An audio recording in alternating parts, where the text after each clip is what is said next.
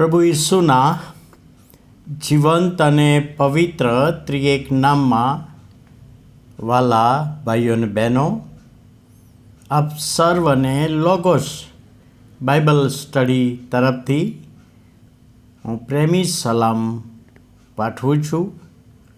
અને આજનો દિવસ 26મી ડિસેમ્બર 2024 અને ગુરુવારનો આ નવો દિવસ પ્રભુએ આપણા જીવનોમાં બતાવ્યો માટે પ્રભુનો ખૂબ આભાર માનીએ છીએ. ગઈકાલે નાતાલનો દિવસ અને ગઈકાલે મને ઘણા બધા ભાઈ બહેનો મળ્યા અને એમણે લોગોસ બાઇબલ સ્ટડીની સેવાને યાદ કરી અને એમણે કહ્યું કે સાહેબ અમે નિયમિત સાંભળીએ છીએ અને આ વચનો દ્વારા પ્રભુએ અમને આશીર્વાદો આપ્યા છે. ત્યારે ખરેખર પ્રભુનો આભાર માનીએ છીએ આ લોગોસ બાઇબલ સ્ટડીની સેવાને માટે. અને ગઈકાલે નાતાલનો દિવસ આપણે ચર્ચમાં ગયા, જુદા જુદા પ્રભુ મંદિરોમાં ગયા, સ્તુતિ આરાધના કરી, સારામાં સારી હોટલોમાં જમવાનું જમ્યા અથવા પોતાના ઘરે કુટુંબીજનોને મિત્રોને બોલાવીને જમ્યા, નવી સ્ટાઇલના કપડાં પહેર્યા અને ઘણી બધી રીતે આપણે નાતાલ ઉજવી શક્યા. આત્મિક રીતે પણ પ્રભુનું ભજન કરીને નાતાલ ઉજવી, એકબીજાને પ્રેમ ભેટ આપી, એકબીજાને મદદ કરી અને નાતાલનો દિવસ હર્ષોલ્લાસ સાથે આપણે આનંદથી ઉજવી શક્યા. પણ જે માગીઓએ નાતાલનો પ્રશ્ન કરેલો એ આપણું ધ્યાન ખેંચે છે.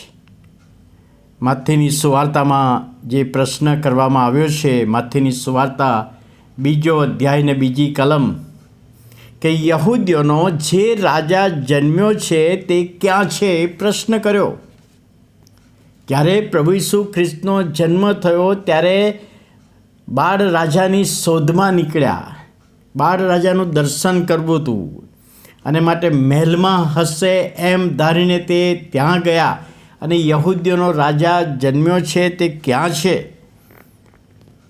અને એ પ્રશ્ન કર્યો. ત્યારે મને એક વિચાર યાદ આવ્યો કે આજે એ પ્રભુ ઈસુ ખ્રિસ્ત ક્યાં છે? જન્મને તો વર્ષો થઈ ગયા, મરણ પામ્યા, દટાયા, ઉત્થાન પામ્યા, સ્વર્ગમાં ચડી ગયા, હવે એમની રાહ જોઈએ છીએ. પણ પ્રશ્ન થાય કે એ ઈસુ આજે ક્યાં છે? આજની આપણી નાતાલની ઉજવણીમાં ઈસુને કેન્દ્ર સ્થાને આપણે રાખ્યા છે.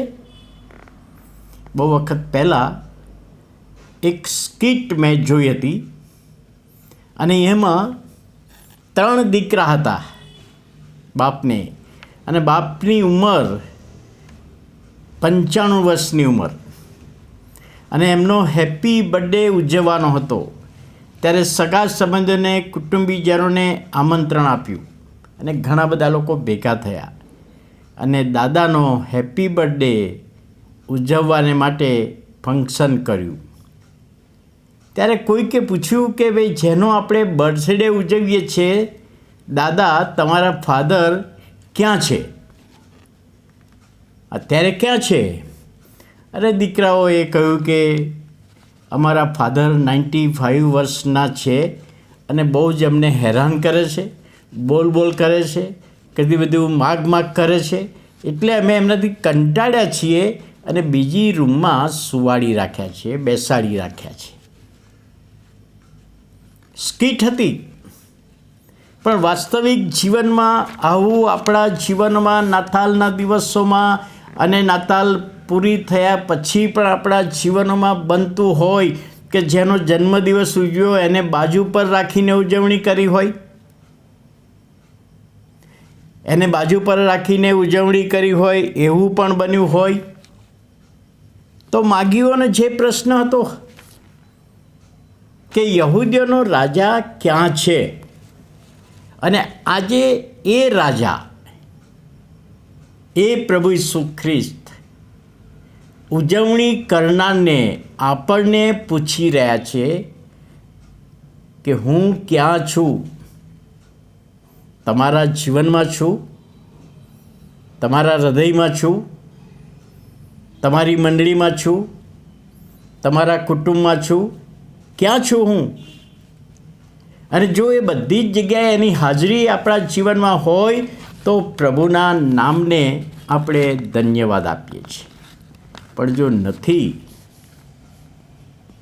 પ્રભુની હાજરી આપણા જીવનમાં નથી, આપણા કુટુંબમાં નથી, આપણા ઘરમાં નથી, આપણી મંડળીઓમાં નથી, તો આપણા માટે એક બાબત બની જાય કે એ પ્રભુને અગ્રિમ સ્થાન આપવાનો સમય આવી ગયો છે.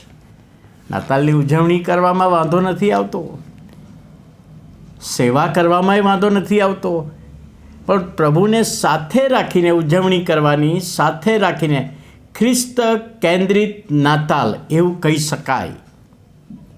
ખ્રિસ્તને કેન્દ્રમાં રાખીને નાતાલની ઉજવણી. આજે તો નાતાલ ગઈકાલે ગઈ, હવે આપણે બીજી નાતાલની રાહ જોઈશું. પણ પ્રભુને પ્રાર્થના કરીએ કે પ્રભુ અમે તમને સાથે રાખીને, ઇમાન્યુઅલ દેવ આપણી સાથે, એને સાથે રાખીને ઉજવણી કરીએ, સાથે રાખીને જીવન જીવીએ, સાથે રાખીને સેવા કરીએ. એનો આશીર્વાદ પ્રભુ આપણને આપવાનો છે. ત્યારે આવો આપણે પ્રભુના નામને ધન્યવાદ આપતા પ્રાર્થના કરીએ. વાલા પ્રભુ, અમે તમારો આભાર માનીએ છીએ આજના નવા દિવસની ભેટને માટે. ગઈકાલે અમે નાતાલની ઉજવણી કરી શક્યા અને પ્રભુ અમે તમને કેન્દ્ર સ્થાને રાખીને ઉજવણી કરીએ. ત્યારે આજનો આશીર્વાદ આપો, દોરવણી આપો, સહાય પૂરી પાડો. ઈસુ પ્રભુના પવિત્ર નામમાં સાંભળો અને માન્ય કરો. આમેન.